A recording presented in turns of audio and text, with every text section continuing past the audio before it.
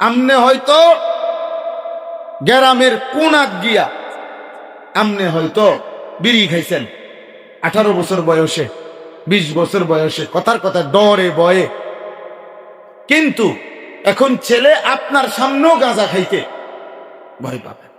তার মানে যে গুনাহ করছে সে গুনার ক্ষেত্র খুব সাহসী, আবার ইসলামের জন্য যে কিছু বুঝছে কলিজা, সে আল্লাহর জন্য জান দিতেও সাহসী। এটা জরুরি। এই জন্য সময়ের এই ভাষা, অবস্থার এই চাহিদা বুঝতে হবে, এটা বুঝতে হবে, এটা বুঝতে হবে। এখন বাধা দেওয়ার সময় না, আগায় দেওয়ার সময়, আল্লাহর দিকে এগিয়ে দেওয়ার টাইম।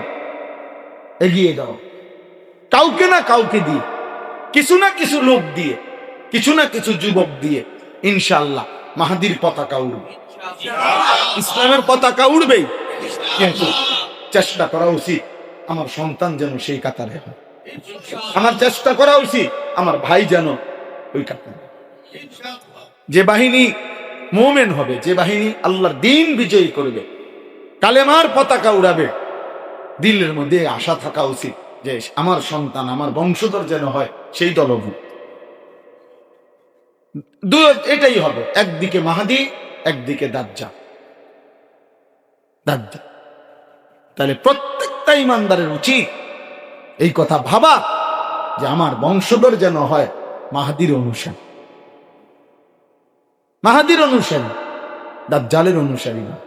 আগামী দিনে এখন তো হইল খাদ্যের অভাব, এখন তো হইল মনে করেন টাকার সমস্যা, কারো অভাব, কিন্তু কম বেশি এগুলোর লোভ, কিন্তু অচিরেই শেষ যেই ফিতনা আসবে।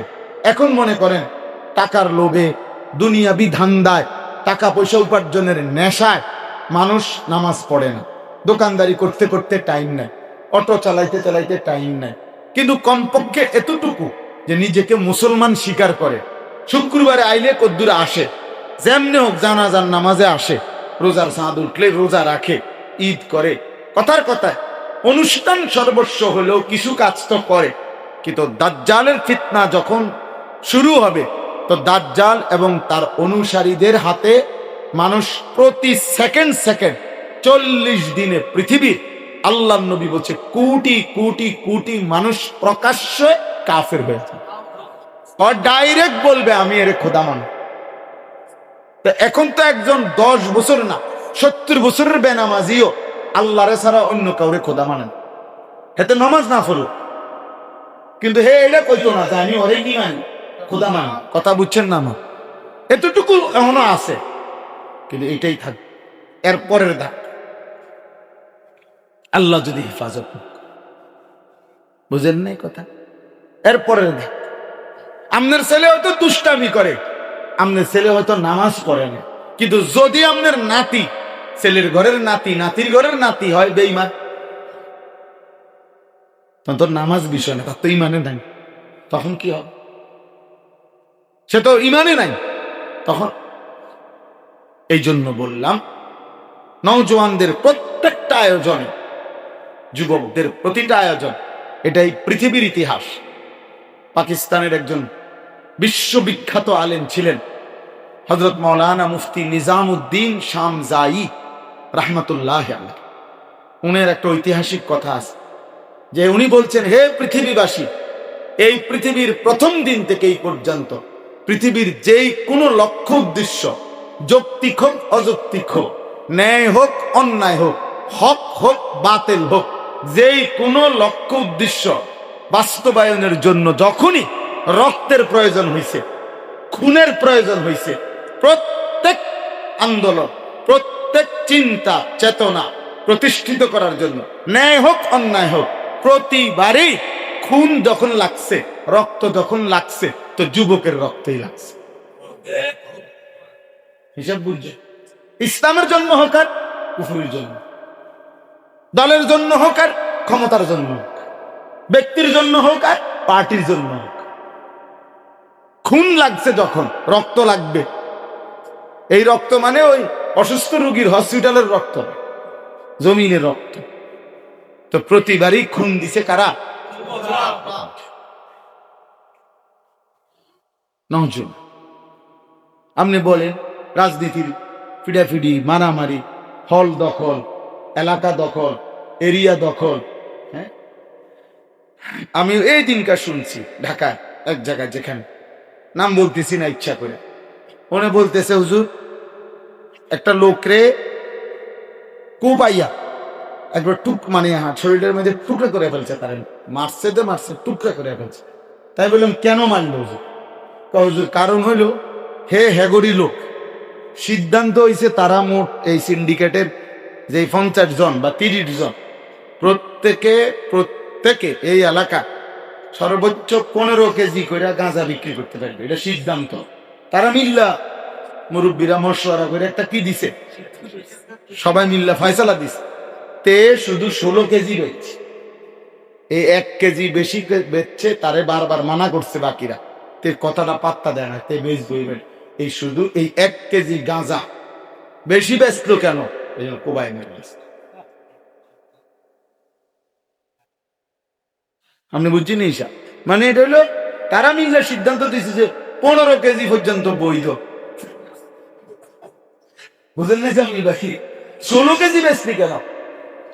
বেচবি 1 কেজি বেশি বেচবি কেন বেটা তুই? হ্যাঁ, তুই এই অন্যায় করবি কেন? হ্যাঁ না, এটা অন্যায় না। 15 কেজি এটা কোনো অন্যায়, অন্যায় হলো 16 কেজি অন্যায়। এই কারণে লোকটাকে টুকরা টুকরা করে মাইরা। তাইলে এই জন্য বলুন তো বড় সাংঘাতিক। তাহলে এই পৃথিবীতে প্রতিনিয়ত দুনিয়ার বিভিন্ন উদ্দেশ্য সাধনের জন্য রক্ত ঝরে, রক্ত দেয়। তাহলে হক না হক, যৌক্তিক অযৌক্তিক, যতবারই রক্ত লাগে পৃথিবীতে যেই কোনো মতবাদ, তো সেখানে যুবকের রক্ত। তো সেই নওজোয়ান যদি, মুসলমানের যুবক যদি আমরা ইসলামের দিকে ফিরাইতে পারি, আল্লাহর দিকে ফিরাইতে পারি, ইনশাআল্লাহ আগামীর পৃথিবীতে রক্ত লাগুক, খুন লাগুক, যা লাগে ইসলামের জন্য, জান লাগে, মান লাগে, মুসলমানের নওজোয়ান পেশ করবে। এই জন্য জায়গায় জায়গায়, আপনি একটা জায়গায় না, পোলাইনে মাহফিল করছে, কির মাহফিল, পোলাইনে নমাজ ধরেনি, মুত্তা ফানি লয়নি, হ্যাঁ, তারপরে দিয়া কিতা জানে বাবু রে লাফায় কিভাবে লাফ। তাহলে আমনে চাচা, আপনার বয়স 50 বছর, গত 40 বছর আপনি মেহনত করছিলেন নি যুবকদের পিছনে, তাহলে আপনি আফসোস করেন? আপনি যে টিটকারি মারে বলে, আপনি যদি গত 50 বছরে কাউকে বুঝাইতেন, তাহলে তো আপনার অধীনেও 2-4-5 জন ছেলে আল্লাহর দিকে ফিরত। তাইলে এটা উচিত ছিল নাকি সাদওয়ানে বৈশা বৈশা বদনাম করা উচিত হচ্ছে? কোনোভাবেই ছেলেদের আবেগ, উৎসাহ আপনি আরো পজিটিভ বলে যে মাশাআল্লাহ বাবা মাহফিল করছো, দিন ওলামাদেরকে দাওয়াত দিছো, অনেক মানুষ তোমাকে লেগে আসছে, এবার তো আল্লাহ আল্লাহ করে আল্লাহর রহমতে এবার তোমরাও নামাজ পড়ো, চলো তোমরাও ভালো হতে চেষ্টা করো। আপনি এমনি কোন কি ওয়াজ বেটা বেটা নামাজ ফরসা বেটা ঠিক মতো বেটা কি, আরে বাপরে আপনি এটা ঠেলা মারছেন। এই ছেলে আপনার প্রতি আক্রোশ হবে, আপনার প্রতি মূলত কি, আচ্ছা বুড়া মিয়ারে দেখায় আমনে গ্যারামে কেমনে ধান কথা কোন আমনে বুঝে